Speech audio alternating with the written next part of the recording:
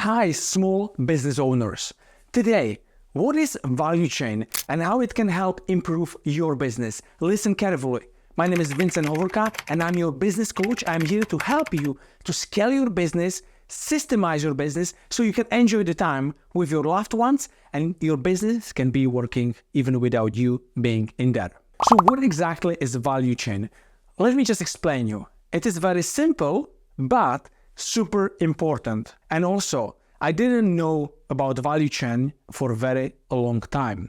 And I know now why some of my businesses before failed and what I did wrong. And value chain was definitely one of the things.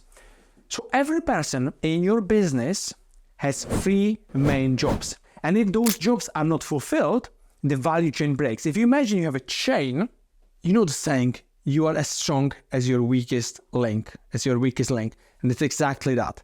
If you have a team and someone breaks something in the middle, the client or the customer won't be satisfied. What are those three jobs in your team in regards to the value chain?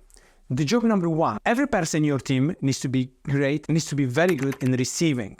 And what I mean by receiving, if you have someone in your team, they need to really receive what you want to tell them. So let's say I have a staff member and they'll pass me some information or some task. I need to be able to receive it. And very important rule to remember is this: clarify and verify. And I'll repeat, clarify and verify. So if somebody will tell me some information and I can assume that I understand what the person is saying, but if I don't clarify and verify, and after I'll go and do it with that information I've been provided, and after I'll go back to that person, I say like, yeah, it's done. And the person can tell me, no, this is not what I wanted. I wanted this, and you've done that, because I didn't clarify and verify it. So I need to be very good in clarifying and verifying what I'm getting. So a good receiver, person who is receiving the information, needs to also know how to clarify and ask the other person an additional questions in order to really understand what the person means. Also, it's very important to read between the lines. And I really like this example, what Tony was sharing with us on the Business Mastery. He mentioned that men brains and women brains, it's very different. Men are more explicit and women are more implicit, if the word I'm saying is right, but whatever. So what it means that, for example, it was a very great example, so I'll share the same one. Man and woman, man is driving a car, woman is next to him. Woman asks him, would you like to go to the toilet? Do you want to stop for a break? Maybe buy some water? And the man, he says, no, I'm fine, thank you. No, we don't need to stop. And the woman says like, what a selfish bastard. If two women are driving, the women ask the same thing. Would you like to stop to the next petrol station? We can maybe have some snag, or would you like to have a snag and maybe use the bathroom? And the women, even if she doesn't want, she doesn't say it. She would say something like, I'm not sure. Would you want to use the bathroom and stop for a snack? It's very different. Because women can read in between lines a little bit better than men. I'm not saying everybody, but in general. So why I'm sharing that is because you want to be good in receiving. So I'm sorry if you are a man, but if somebody is telling you something, try to be more empathetic. I'm not sure how to really say that word.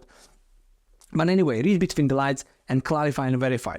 This is the first job of every person in your team. Second is adding value. If you are not adding value as a team member, you don't need to be in a team. It's very simple like that.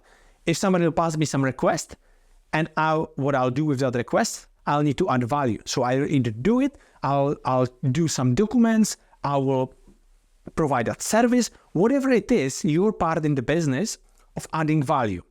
And if you're not adding value, you are not a valuable member of the team. Simple as that. So you need to add the value, and when you add the value, you will supply that information or that product or that service to someone else.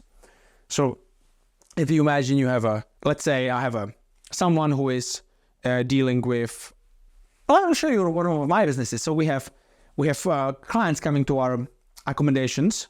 We have Airbnb business. So they will come and let's say they'll find something in the apartment. They'll complain.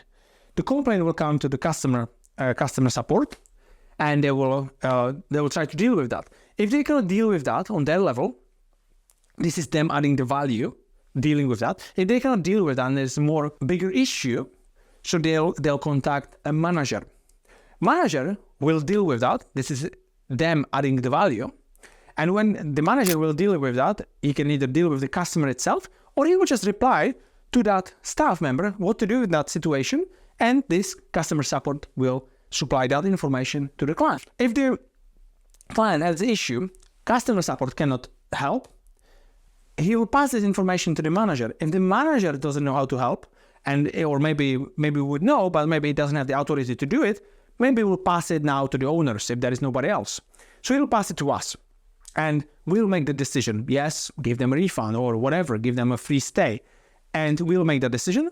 But I'm not going to phone this client and I'm not going to tell him like, yeah, we'll give you a full refund. No, I'll pass it back to the manager. Manager will pass it back to the customer support, and the customer support will pass it to the client. So this is usually the way. So it's a chain, few steps. But if one thing breaks in between the chain, client will be angry. I hope it makes sense. Client complains. Again, client complains. It's supplying this complaint. He's supplying that complaint to customer support. Customer support is receiving it. So asking. So this is what you are saying is that the shower is not working. Is that right? And the client will say, confirm. Yes, that's right. Okay. Let me see if I can do something. Can pass it to the manager. He's saying that the shower is not working. Manager, okay, the shower is not working. Let's contact the handyman.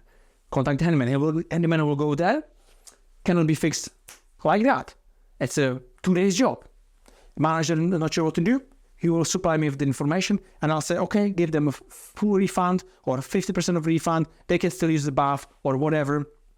I'll supply this to the manager. Manager will receive that information from me, make sure like, you mean 50% of refund? This is what you mean. Yes, this is what I mean. Pass it to the client, customer support. They'll clarify again, pass it to the client. And this is the chain. All right. So 3 jobs. After, also there are different steps, what you can do with the information what you are receiving and what kind of things you are receiving. But I don't want to overwhelm you in today's video, but I just wanted to show you and explain you what is value chain and how important it is in your business.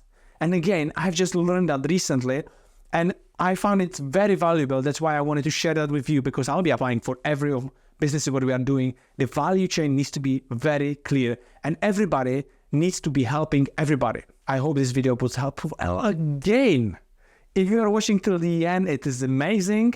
So please share the video with another business owners who I can to help to explain what is value chain and what they can do about it. Have a great evening.